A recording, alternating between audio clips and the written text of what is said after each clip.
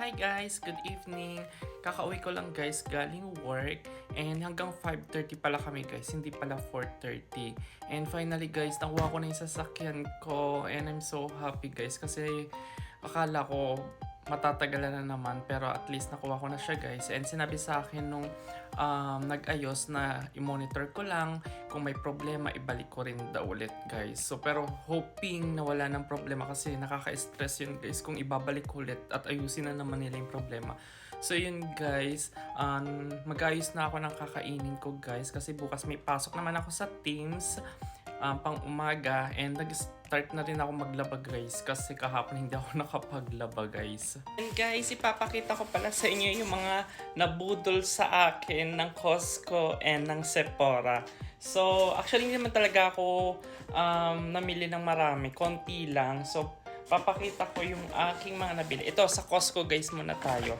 So ito guys, tonkotsu. Ito guys, sabi ng kaibigan ko ni Maria, masarap daw to guys. So try ko tong ramen na ito. Kasi yung kinakain ko na ramen guys, di ba yung Jin ramen.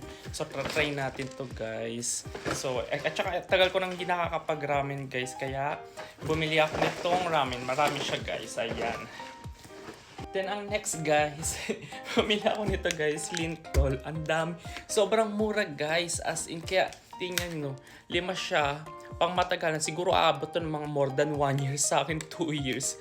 Sobrang dami nito. And mura kaya kasi guys, kaya binili ko na rin.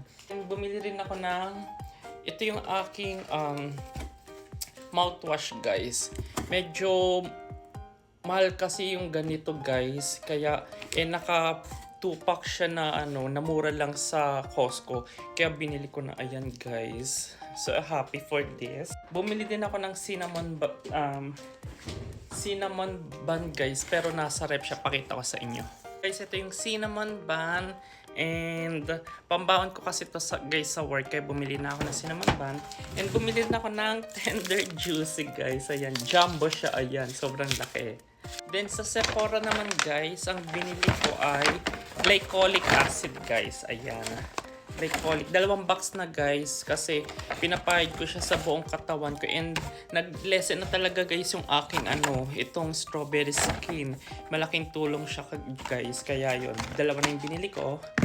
And pronounce ito?